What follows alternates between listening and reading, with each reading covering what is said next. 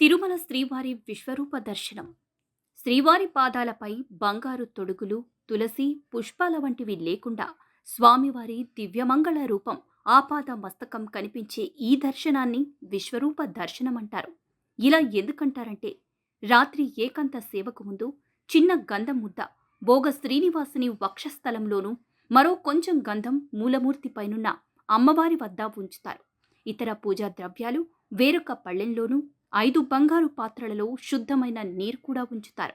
అంతేకాకుండా స్వామివారి పాదాలకున్న బంగారు తొడుగులు తీసి 2 పాదాలపై 2 గంధం ముద్దలు ఉంచి వాటిపై చిన్న వస్త్రం కప్పుతారు. బ్రహ్మాది దేవతలు నిశిరాత్రి సమయంలో విచ్చేసి శుద్ధోదకం, చందనం, ఇతర పూజా ద్రవ్యాలతో స్వామివారిని అర్చించుకోవటం కోసం ఈ ఏర్పాటు. ఇదివరలో ఈ గంధాన్ని, తీర్థాన్ని సుప్రభాత సేవకు విచ్చేసిన భక్తులకు ఇచ్చి పాద వస్త్రాలను కళ్లకద్దుకొనిచ్చేవారు. ఇప్పుడు మాత్రం చందన తీర్థాలను మొదటగా అర్చక స్వాములు స్వీకరించి తరువాత జియంగారికి, ఏకాంగికి, సన్నిధి గొల్లకు అందచేస్తారు. సన్నిధి గొల్లకు వీటితో పాటుగా నివేదన పళ్ళెంలోని తాంబూలాన్ని కూడా ఇస్తారు. నిశిరాత్రి సమయంలో బ్రహ్మచే పూజింపబడిన స్వామివారి విశ్వరూపాన్ని యథాతథంగా మరునాడు ఉదయం సుప్రభాత సేవకు విచ్చేసిన భక్తులు దర్శించుకుంటారు. కావున ఈ దర్శనాన్ని విశ్వరూప దర్శనంగా పిలుస్తారు. నవనీత హారతి. అప్పుడే తీసిన వెన్న, ఆవు పాలను నివేదించి ఇచ్చే హారతి కావున సుప్రభాత సేవలో స్వామివారికిచ్చే తొలి హారతిని నవనీత హారతిగా వర్ణిస్తారు. స్వామివారికిచ్చే అనేక రకాలైన హారతుల గురించి మరోసారి తెలుసుకుందాం. అనంతరం జియంగార్, ఏకాంగి, సన్నిధి గొల్ల బంగారు వాకిలి వెలుపలికి వస్తారు. దేవస్థానం పరిచారకులు లోనికి వెళ్లి శ్రీవారి పాన్పును, మంచాన్ని తీసి ఆనంద నిలయానికి ఉత్తరంగా ఉన్న సభేరా అనబడే గదిలో ఉంచుతారు. సుప్రభాతం పఠించిన వేద పండితులు, అన్నమయ్య వంశీయులు, మహంతు, మైసూరు సంస్థానం వారు స్వామివారి సన్నిధికి వెళ్లి హారతి, తీర్థం, షటారి, చందనం, వెన్న, ఇతర మర్యాదలు పొందుతారు. తదుపరి స్వామివారి సుప్రభాత సేవకై వేచి ఉన్న భక్తులు వరుస క్రమంలో స్వామివారిని దర్శించుకుని అనంతరం ఆనంద నిలయానికి దక్షిణం వైపున్న ఓ ఎత్తైన అరుగుపైన అంకురార్పణ మండపం ముందు తీర్థం, షటారులను స్వీకరించి ధన్యులవుతారు. నిత్యం శ్రీవారికి జరిగే అనేక సేవల్లో తొలి సేవ కావటం, బంగారు వాకిలిని తెరిచే ఆసక్తికరమైన సాంప్రదాయాన్ని కళ్లారా వీక్షించగలగటం, బంగారు వాకిలి ముందు దాదాపు 30 నిమిషాలు నిలబడి వీణుల విందైన సుప్రభాత గానాన్ని వేద పండితుల ద్వారా వినగలగటం, అప్పుడే వెలిగించిన ఆవు నెయ్యి, దీపాల కాంతిలో స్వామివారి దివ్యమంగళ విశ్వరూపాన్ని కన్నులారా దర్శించగలగటం వంటి కారణాల వల్ల సుప్రభాత సేవంటే భక్తులకు ఎంతో ప్రీతిపాత్రమైనది. తిరుప్పావై పఠనం. సంవత్సరంలో 11 మాసాల పాటు స్వామివారిని మేలుకొలిపే సుప్రభాత పఠనం ధనుర్మాసంలో మాత్రం జరగదు.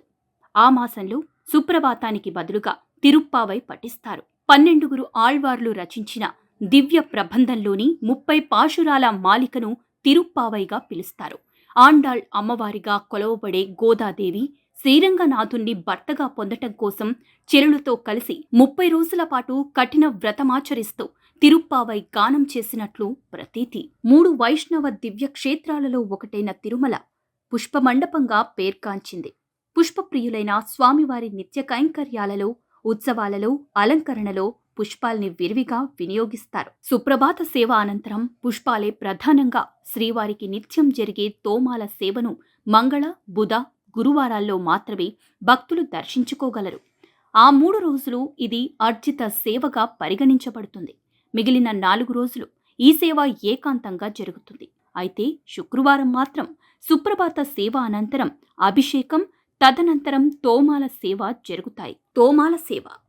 తోమాల సేవ అంటే భోగ శ్రీనివాసునికి జరిగే అభిషేకం. శ్రీనివాసుని దివ్యమంగళమూర్తికి అనేక పుష్పమాలలతో, తులసీమాలలతో అనునిత్యం చేసే సేవా కైంకర్యమే తోమాల సేవ. ఈ సేవకు తోమాల సేవ అనే పేరు రావడం వెనుక అనేక కథనాలున్నాయి. తోల్ అంటే భుజమని అర్థం. భుజం నుంచి వేలాడే మాలలు గనక తోమాలలు అంటారు. తోమాల అంటే చేతితో కట్టిన పూలదండ అని మరి ఒక అర్థం కూడా ఉంది. అంతేకాకుండా తోమాల అంటే తోటల నుంచి తెచ్చిన పూమాలలు లేదా తులసీమాలలు అనే అర్థం కూడా ఉంది. దాదాపుగా పైన చెప్పిన అర్థాలన్నీ ఈ సేవకు వర్తిస్తాయి. ముందు రోజు రాత్రే ఆయా కాలాల్లో లభించే అనేక రకాల రంగురంగుల పరిమళ పుష్పాలతో తయారు చేయబడిన పుష్ప మాలికలను విమాన ప్రదక్షిణంలోని యోగ నరసింహస్వామి ఆలయం పక్కన ఉన్న శీతల పుష్ప అరలో సిద్ధం చేస్తారు. అభిషేక నిమిత్తం ఆకాశగంగ తీర్థం మూల విరాట్టుకు నవనీత హారతిని సమర్పించగానే భోగ శ్రీనివాసునికి జరిగే అభిషేకంతో తోమాల సేవ ప్రారంభమవుతుంది.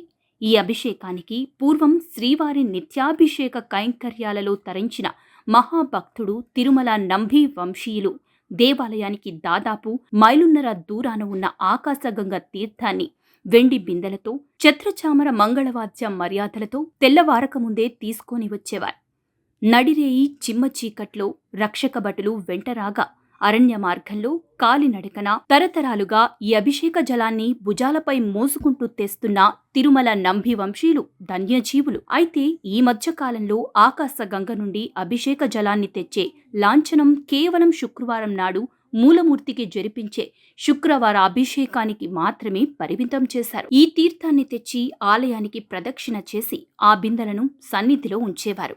భోగ శ్రీనివాసునికి అభిషేకం అనంతరం అర్చక స్వాములు శ్రీనివాసుని నమస్కరించుకొని సుప్రభాత సేవలో మేల్కొల్పబడిన భోగ శ్రీనివాసుణ్ణి వెండి స్నాన పీఠంపై వేంచేపు చేయిస్తారు. ఆర్ఘ్య పాద్య ఆచమన అనుష్ఠాన ఉపచారాలు చేసిన తరువాత బంగారు బావిలో నిలువ ఉంచబడిన ఆకాశగంగ తీర్థంతో భోగ శ్రీనివాసునికి అభిషేకం చేస్తారు. తర్వాత శ్రీ వెంకటేశ్వర స్వామివారి నిజపాదాలపై ఉన్న బంగారు తొడుగులకు కూడా అభిషేకం చేస్తారు. వేద పండితులు పురుష సూక్తం పఠిస్తుండగా అర్చకులు శ్రీవారి సన్నిధిలోని నృసింహ శ్రీరామ సాలగ్రామాలకు కూడా అభిషేకం చేస్తారు. అనంతరం మూలమూర్తికి, వక్షస్థల లక్ష్మికి, శ్రీదేవి భూదేవి సహిత మలయప్ప స్వామికి, ఉగ్ర శ్రీనివాసునికి ఇలా సన్నిధిలో ఉన్న పంచబేరాలకు అభిషేకం చేయించినట్లుగా ఆకాశగంగ తీర్థంతో సంప్రోక్షిస్తారు. అయితే రోహిణి నక్షత్రం నాడు మాత్రం సన్నిధిలోనే ఉన్న రుక్మిణి శ్రీకృష్ణులకు కూడా తిరుమంజనం నిర్వహిస్తారు.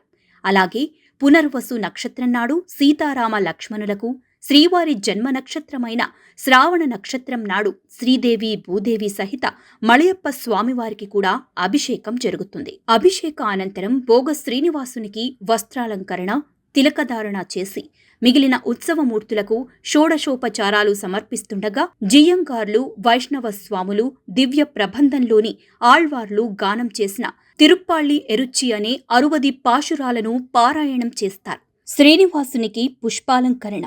ఉత్సవమూర్తులందరికీ అభిషేకాదులు జరిగిన వెనువెంటనే జియ్యంగారు పూలమాలలు ఉన్నట్టి వెదురు గంపను తలపై పెట్టుకొని ఛత్ర చామర మర్యాదలతో పలకగంట పన్నడోలు మోగుతుండగా సన్నిధి గొల్ల దివిటీతో దారి చూపుతుండగా పుష్ప అర నుండి బయలుదేరి ధ్వజస్తంభానికి ప్రదక్షిణ చేసి వెండి వాకిలి ద్వారా లోనికొచ్చి విమాన ప్రదక్షిణ చేసి బంగారు వాకిలి ద్వారా శ్రీవారి సన్నిధిలో ఉన్న అర్చకులకు అందజేస్తారు.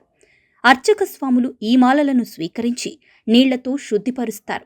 ఆ మాలలతో ముందుగా భోగ శ్రీనివాసుని అలంకరించి ఆ తరువాత మూలమూర్తికి కంఠంలోనూ హృదయం పైన పుష్పమాలలు వేసి శంకు చక్రాలను, కిరీటాన్ని, నందక ఖడ్గాన్ని అలంకరిస్తారు.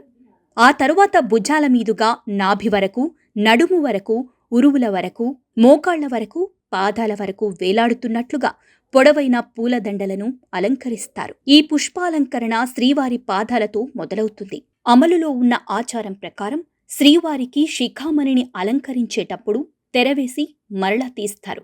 మాలలకు పేర్లు. ఆపాద మస్తకం అలరించబడే ఈ పుష్పమాలలకు కొన్ని స్థిరమైన పేర్లు ఉండటం విశేషం.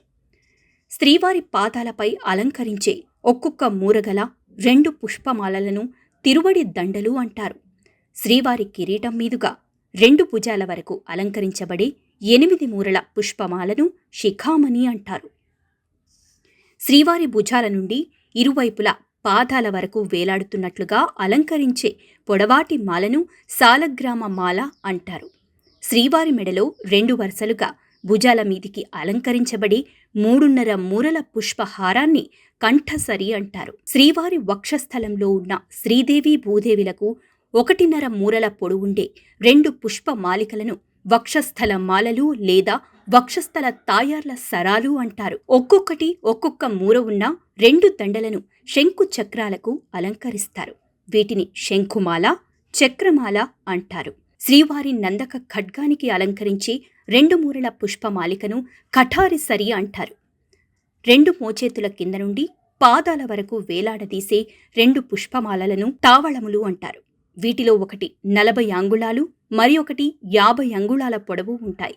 వీటిని శ్రీవారికి ఇంగ్లీషు అక్షరం యు ఆకారంలో ధరింపచేస్తారు. ఉత్సవమూర్తులకు పుష్పమాలాలంకరణ. శ్రీ వైష్ణవ స్వాములు గోదాదేవి కీర్తించిన తిరుప్పావైలోని తిరుప్పళ్ళ ఎళుచ్చి, తిరుప్పళ్ళాండు మొదలైన పాశురాలు శ్రావ్యంగా గానం చేస్తుండగా అర్చక స్వాములు శ్రీదేవి భూదేవి సమేతుడైన మలయప్ప స్వామికి, ఉగ్ర శ్రీనివాసమూర్తికి, కొలుపు శ్రీనివాసమూర్తికి, సీతా లక్ష్మణ సమేతుడైన కోదండరామస్వామికి, రుక్మిణి సమేతుడైన శ్రీకృష్ణుడికి, చక్రతాళ్వార్కు మరియు సాలగ్రామాలకు పుష్పమాలలు అలంకరిస్తారు. ధూప దీప హారతులు. పుష్పమాల అలంకరణ పూర్తయిన తరువాత వేద పండితులు మంత్రపుష్పాన్ని సమర్పిస్తారు. ఆ తరువాత స్వామివారికి ధూపదీప నక్షత్ర హారతులు, చివరగా కర్పూర హారతి సమర్పిస్తారు. ముప్పూటల తోమాల సేవ. ఈ సేవ సుమారు అరగంటకు పైగా జరుగుతుంది. నిత్యార్చనలో భాగంగా జరిగే ఈ తోమాల సేవ ఉదయం విస్తారంగా, మధ్యాహ్నం క్లుప్తంగా, మరలా సాయంత్రం విస్తారంగానూ ముప్పూటలా జరుగుతుంది. ఉదయం జరిగే తోమాల సేవ మాత్రమే అర్చిత సేవ. అప్పుడు మాత్రమే ఈ సేవను భక్తులు దర్శించుకోగలరు. మధ్యాహ్నం, రాత్రి జరిగే తోమాల సేవలు ఏకాంతంగా జరుగుతాయి. ఈ మాలలన్నింటినీ మూర అంటే 18 అంగుళాలు, బార అంటే 36 అంగుళాలు కొలమానంతో వ్యవహరిస్తారు. అంతటితో తోమాల సేవ ముగుస్తుంది. ఓం నమో వెంకటేశాయ. ఓం నమో వెంకటేశాయ. ఓం నమో వెంకటేశాయ.